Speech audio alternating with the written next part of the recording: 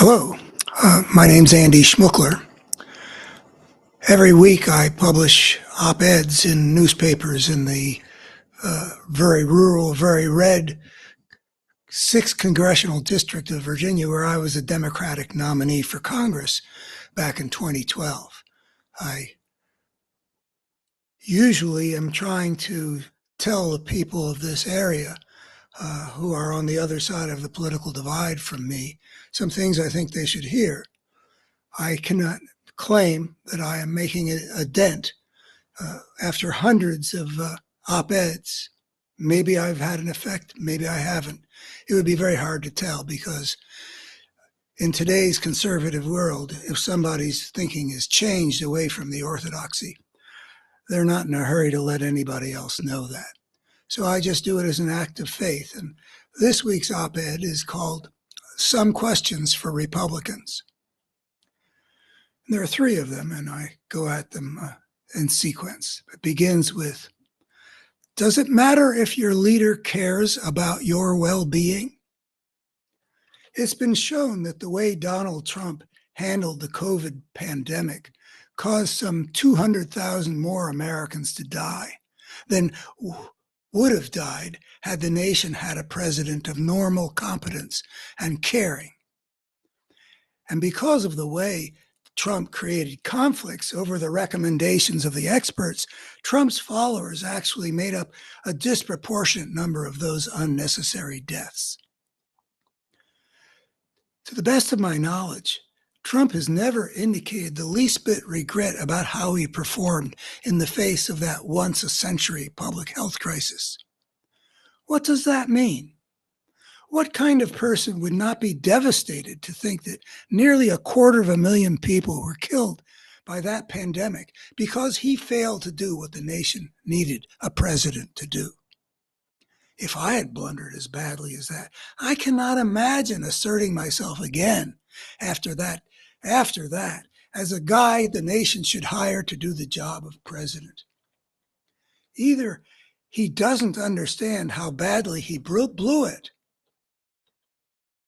or he doesn't care how much worse he made that pandemic for so many people. Either way, why would anyone want such a person to be the most powerful person in the world and the person we Americans depend on the most to protect our security and our well-being? The second question is, how do you interpret the really off-the-wall things that Trump has been saying lately? I'm assuming that you can see how absurd it is for Trump to have declared that the big crowds that have been greeting his opponent are fake, generated by AI.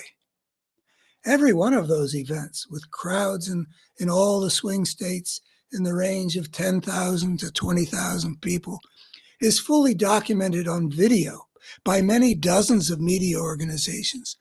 Real people in real places. If Trump actually believes what he declared, he's crazy. If he knows it's all a lie, but says it anyway because it serves his purpose to deceive people, he's corrupting our politics with his deception, which is evil.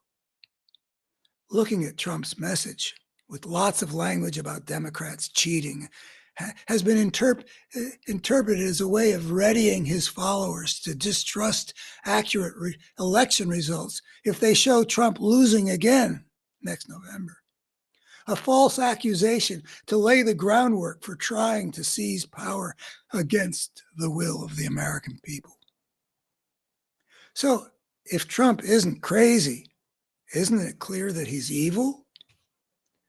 As for evil, is that not an apt word for creating division and conflict, for using a big lie to undermine faith in our democracy and to foment civil strife? The question of whether Trump believes what he says has been around for a long time. When he became president, he insisted that his inaugural crowd was bigger than Obama's, despite how obvious the pictures showed that to be false. Yet, as I've said in a previous column, I eventually came to believe that he did believe what he said.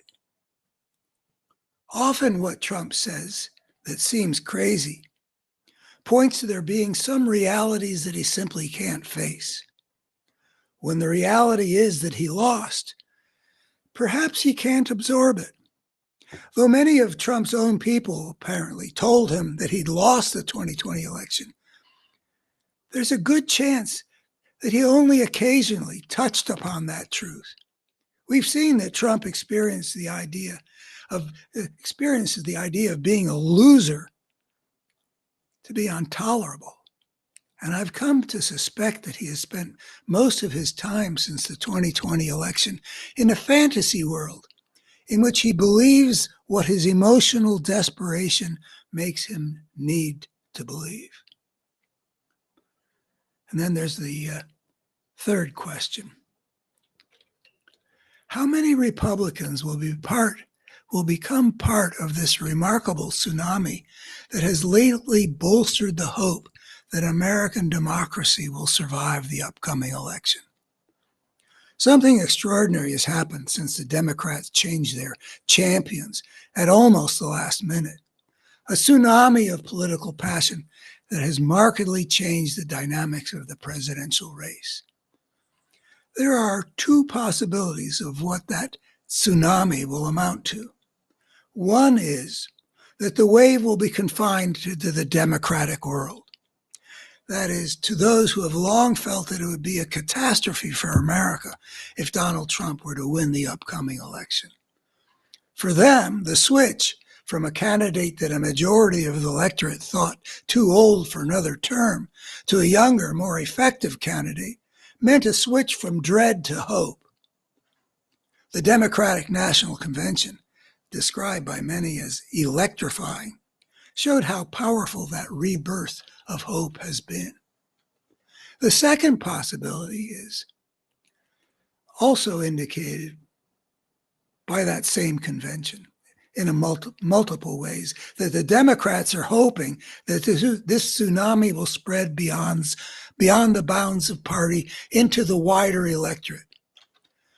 Republicans of some prominence took to the DNC podium to speak to their fellow Republicans about what they saw firsthand, like how Trump expressed contempt for his followers and how he continually sought to deceive them, and about how this year the Democratic ticket better represents their conservative principles.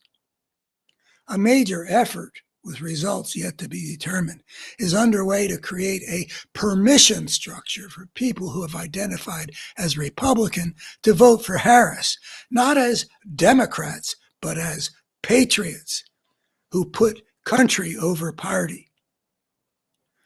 Whether this election will be a nail-biter or a definitive repudiation of this threat to American democracy will depend on how far beyond the democratic world this tsunami can spread.